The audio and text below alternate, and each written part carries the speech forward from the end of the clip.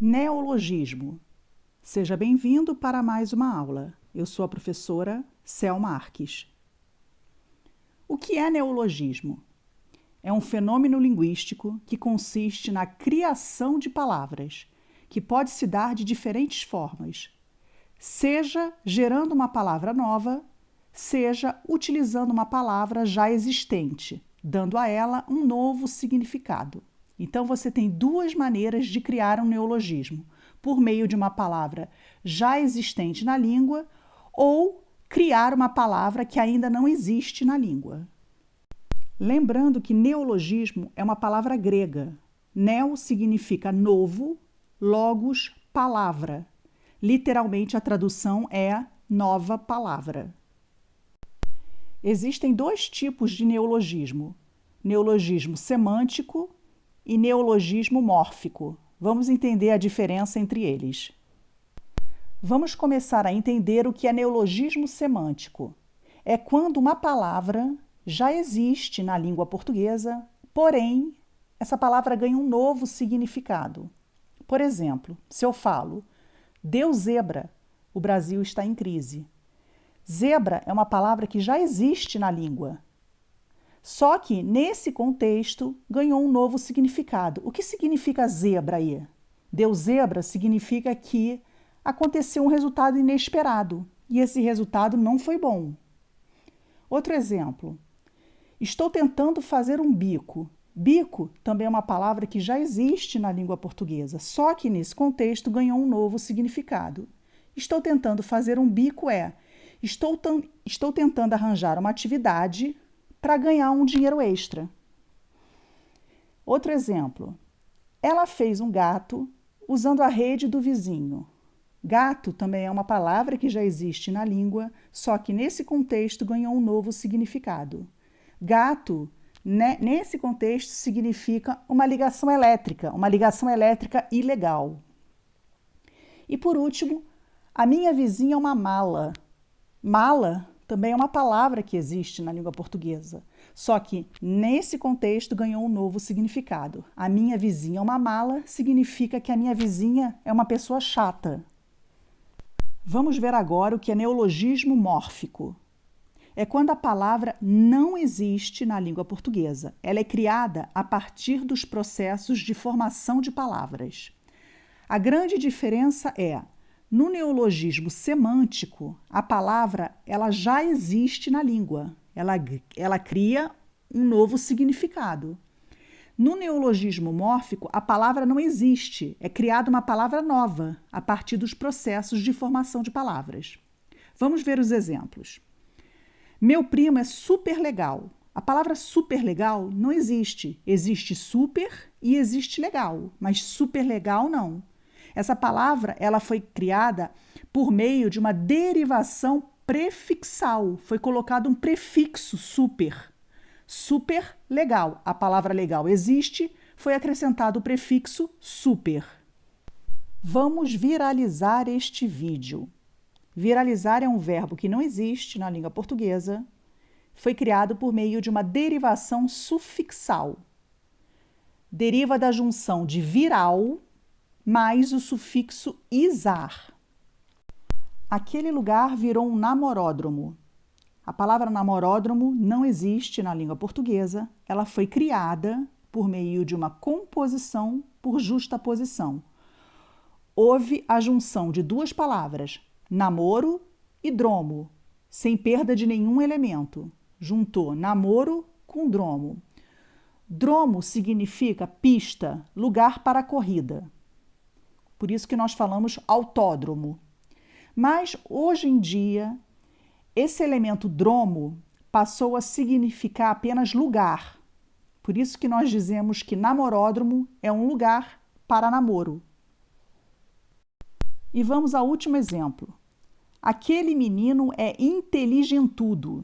Essa palavra não existe na língua portuguesa. Ela foi criada por meio de uma composição por aglutinação.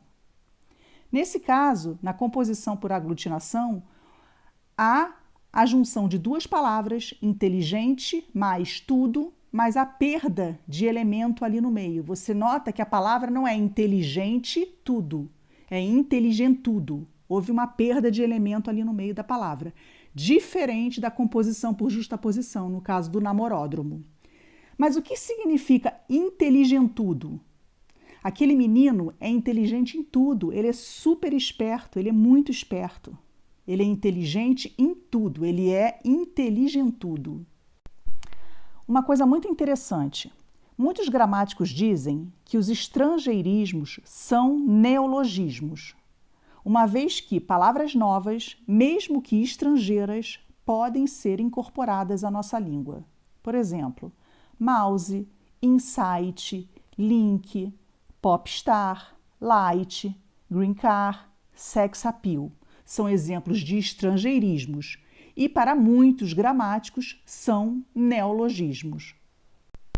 Cuidado para não confundir estrangeirismo com aportuguesamento. Estrangeirismo são aquelas palavras que estão grafadas, que estão escritas em outro idioma. No caso aí, todas as palavras estão escritas em inglês.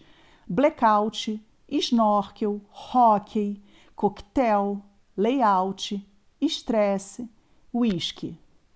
A partir do momento que nós escrevemos estas palavras em português, ocorre um aportuguesamento. Por exemplo, blackout, snorkel, hockey, coquetel, layout, estresse, whisky. Lembrando que todas essas palavras aportuguesadas constam nos nossos dicionários e constam também no VOLPE, no vocabulário ortográfico da língua portuguesa. Vamos ver agora mais exemplos de neologismo. Vamos ver esse poema de Manuel Bandeira que se chama Neologismo. Beijo pouco, falo menos ainda, mas invento palavras que traduzem a ternura mais funda e mais cotidiana. Inventei, por exemplo, o verbo te adorar, intransitivo. Te adoro, Teodora. Você nota que Manuel Bandeira criou o verbo te adorar. Esse verbo não existe na língua portuguesa. Foi um neologismo, um brilhante neologismo criado por Manuel Bandeira. É impossível falar de neologismo e não citar Guimarães Rosa. Na literatura brasileira, o maior especialista em neologismos foi provavelmente o escritor mineiro João Guimarães Rosa. Conhecido como Mago das Palavras, João Guimarães Rosa se utiliza dos neologismos como recurso inerente à linguagem para transcender a transparência e superficialidade da língua. Guimarães Rosa é, resumindo, o mestre dos neologismos. Vamos ver alguns exemplos criados por ele. Nonada. O que significa essa palavra? Lembrando que essa palavra foi usada por Guimarães Rosa para abrir o livro Grande Sertão Veredas. Nonada significa algo sem importância. É a junção de non mais nada. Non é a forma arcaica de não. Non mais nada é algo sem importância, nonada. Ensimesmudo. O que significa ensimesmudo? É a junção de ensimesmado mais mudo. Mas o que significa ensimesmado? Ensimesmado é uma pessoa introvertida, uma pessoa que tem a atenção voltada para o interior dela, para os pensamentos dela. É uma pessoa muito fechada, uma pessoa introvertida.